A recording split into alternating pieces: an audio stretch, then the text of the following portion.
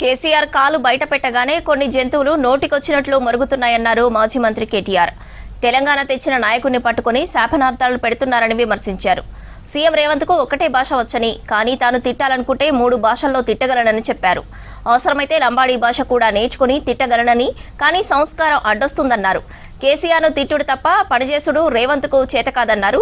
మహబూబాబాద్లో సర్పంచుల సన్మాన కార్యక్రమంలో పాల్గొన్నారు కేటీఆర్. ఈ ఎన్నికలు తమకు క్వార్టర్ ఫైనల్ అని చెప్పారు.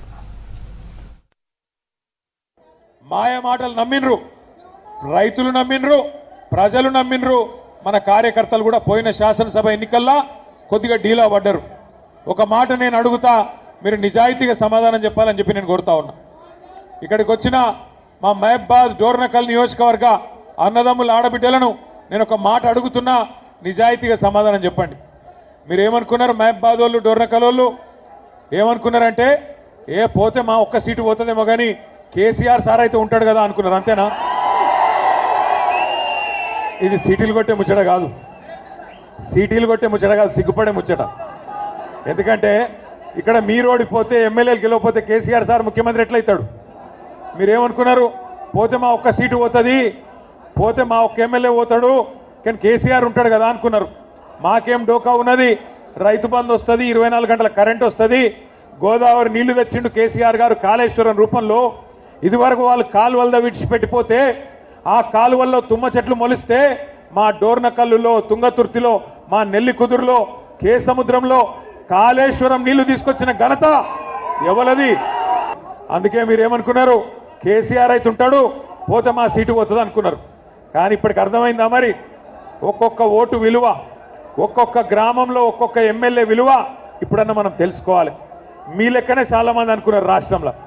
మీరు మహబాద్ వాళ్ళు ఎట్లా అనుకున్నారో, పాలకుర్తి వాళ్ళు ఎట్లా అనుకున్నారో, డోర్నకల్ వాళ్ళు ఎట్లా అనుకున్నారో, ఇంకా వేరే వాళ్ళు కూడా గట్లే అనుకున్నారు. ఆఖరికి ఏమైంది? 420 హామీలు.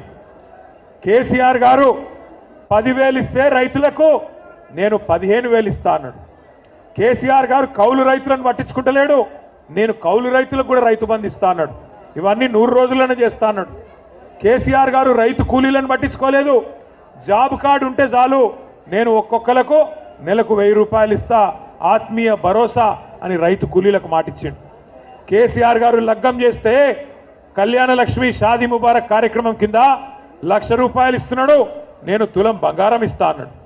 కేసీఆర్ 2,000 పెన్షన్ ఇస్తున్నాడు, నేను ముసలమ్మకు ముసలయ్యకు ఇంట్లో ఉండే ఇద్దరికి 4,000 పెన్షన్ ఇస్తా అన్నాడు. ఒకదానికేమో సోనియమ్మ మీద ఒట్టన్నాడు, ఇంకో దానికేమో ప్రియాంక గాంధీ మీద ఒట్టన్నాడు, ఇంకో కార్యక్రమానికి రాహుల్ గాంధీ మీద ఒట్టన్నాడు. ఇన్ని ఒట్లు పెట్టి, అడ్డమైన మాటలు చెప్పి, అరిచేతిలో వైకుంఠం చూపెట్టి గద్దెనెక్కిండ్రు అత్యవసర మార్కులతో కాంగ్రెస్ వాళ్ళు.